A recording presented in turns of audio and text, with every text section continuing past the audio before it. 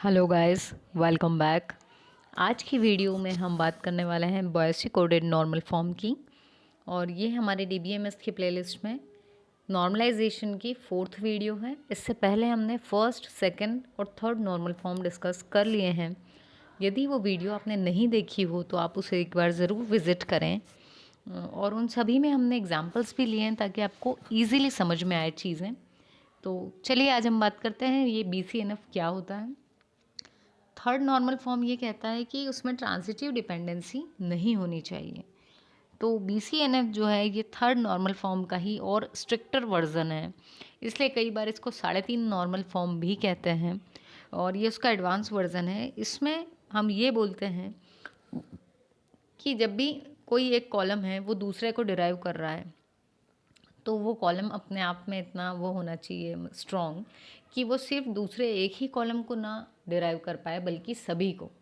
जैसे यदि मैं कहूँ कि रोल नंबर जो है वो सभी की वैल्यू डिराइव कर देता है। रोल नंबर से हमें पता चल जाता है कि उस बच्चा पास हुआ या नहीं, रिज़ल्ट पता चल जाता है, उसका नाम, क्लास, सेक्शन, बहुत सारी चीज़ें सभी पता चल जाती हैं। लेकिन यदि हम सिर्फ नाम लेके चलेंगे तो नाम हो सकता है कि कई बार रिपीट भी हों, या अगर हम सिर्फ क्लास लेके चलेंगे तो उस क्लास में भी एक से ज़्यादा बच्चे सेम नाम के मिल सकते हैं हमको। तो ये जो है ये हमारी सुपर की नहीं बन सकते इस तरीके के कॉलम। तो BCNF ये कहता है कि यदि एक कॉलम है X जो Y को डिराइव कर रहा है तो X क्या होना चाहिए, सुपर की।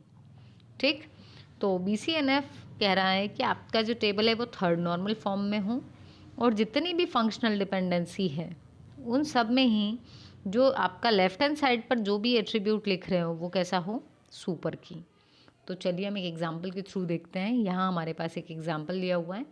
इसमें एम्प्लॉय की डिटेल्स है, उसका आईडी है, कंट्री, डिपार्टमेंट, डिपार्टमेंट का टाइप और उसका नंबर। अब यदि मैं एम्प्लॉय आईडी को लेके चलूँ तो ये देखो आईडी है 264, कंट्री है इंडिया, डिपार्टमेंट डिज़ाइनिंग और ये आप देख पा रहे हैं। फिर से उसी एम्प्लॉय की डिटेल आई 264, कंट्री अभी भी नहीं बदली, मतलब एम्प्लॉय आईडी के साथ कंट्री की वैल्यू यूनिक है, यानी इसको डिराइव कर पा रहा है। लेकिन डिपार्टमेंट का एम्प्लॉय डिपार्टमेंट बदल गया और उसका नंबर भी बदल गया। तो अब यहाँ पर क्या हो रहा है, ये जो एम्प्लॉय आईडी है ये सिर्फ कंट्री को डिराइव कर पा रहा है लेकिन बाकी चीज़ों को डिराइव नहीं कर पा रहा, मतलब बाकी की वैल्यू बदल रही है। तो हम एक एम्प्लॉय आईडी से सारी चीज़ों को पता नहीं लगा पाएंगे। तो हमने ये देखा फिर कि अच्छा और कौन सा कॉलम है, तो ये दिखा हमें ये वाला कॉलम। अब ये कॉलम किस किस को डिराइव कर रहा है, डिपार्टमेंट के टाइप को और एम्प्लॉय डिपार्टमेंट नंबर, ये दो चीज़ें ये डिराइव कर पा रहा है और इन दो का जो कॉम्बिनेशन बन रहा है वो यूनिक बन रहा है।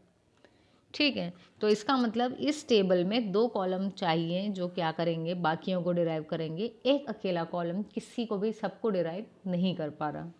और यदि हम टेक्निकल टर्म्स में लिखें तो एम्प्लॉय आईडी किसको डिराइव कर रहा है, कंट्री को, और एम्प्लॉय डिपार्टमेंट बचे हुए जो दो कॉलम थे इनको डिराइव कर रहा है।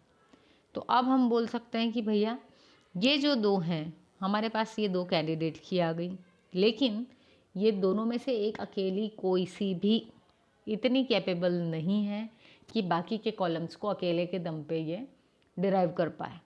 तो इसलिए क्या करना पड़ेगा, अब हमको हमें इस टेबल को अब लाना पड़ेगा किसमें, BCNF के फॉर्म में। और उसमें लाने के लिए हम इस टेबल को तोड़ देंगे, ब्रेक कर देंगे छोटी छोटी टेबल्स में। और उन टेबल में हम ये ध्यान रखेंगे कि एक ही कॉलम क्या हो, सुपर की, और बाकी सारे कॉलम्स उसी से डिराइव हो रहे हों। देखें तो ये जो ऊपर टेबल थी एम्प्लॉय, उसका पहला टुकड़ा ये किया हमने कि एम्प्लॉय आईडी, और वो किसको डिराइव कर रहा था, कंट्री को, तो ये हमने लिख दिया। गाइज यहाँ ये लाइन रिपीट हो गई है गलती से, तो आप यहाँ पर वो जो दूसरा कॉलम था अपना जिसमें हम दूसरी रो में ये था 364 और UK, आप प्लीज़ उसे कंसीडर करें। यहाँ पर दो बार इंडिया आ गया है तो 364 और UK है यहाँ। दूसरी जो टेबल थी उस टेबल में हमने क्या लिया, डिपार्टमेंट की डिटेल्स ली। ये डिपार्टमेंट की डिटेल्स क्या था, ये हमारी की बन रही थी और ये इन दो को डिराइव कर रही थी, तो ये एक टेबल बन गई। अब इस टेबल में ऐसा कोई कॉलम नहीं है जिसको ये डिराइव नहीं कर पा रही हूँ। अब क्या करना है, यदि कभी हमें इन दोनों की जो इन्फॉर्मेशन है वो लगी मतलब किसी एम्प्लॉय की कंट्री देखना रही, तो हमें क्या करना पड़ेगा, इन दोनों टेबल्स को कंबाइन करना पड़ेगा। पर अभी करंटली देखें तो ये दोनों कंबाइन नहीं हो पाएगी क्योंकि कोई भी कॉमन कॉलम इनमें अवेलेबल नहीं है। इसलिए हमने एक थर्ड टेबल बनाई और इसमें क्या किया, ये दोनों कॉलम्स की जो प्राइमरी कीज़ थी वो हमने यहाँ ले ली। तो एम्प्लॉय आईडी, उसका यहाँ डिज़ाइनिंग, एम्प्लॉय आईडी और ये टेस्टिंग हो गया इसका। तो यहाँ के केस में यदि हम देखें तो ये हमारे क्या बन गए, दोनों ही कॉलम मिल के इसका क्या बनाएंगे, प्राइमरी की। ठीक, क्योंकि यहाँ एक अकेला ये जो इसकी वैल्यू से हमको 2 वैल्यू मिलेगी, यूनिक नहीं मिल रही, इसलिए दोनों ही काम करेंगे आपका की का। तो अब यदि हम बात करें इन तीनों टेबल्स की, तो पहली टेबल में जिसमें एम्प्लॉय आईडी और कंट्री था, तो आईडी जो थी वो की बनी। दूसरे में एम्प्लॉय का डिपार्टमेंट जो था वो की बना, और तीसरी टेबल में ये दोनों ही की बन गए। तो अब जब आपकी टेबल इन 3 टेबल्स में ब्रेक हुई तो ये किस में आ गई हैं, अब तीनों ही बॉयसी कोडेड नॉर्मल फॉर्म में।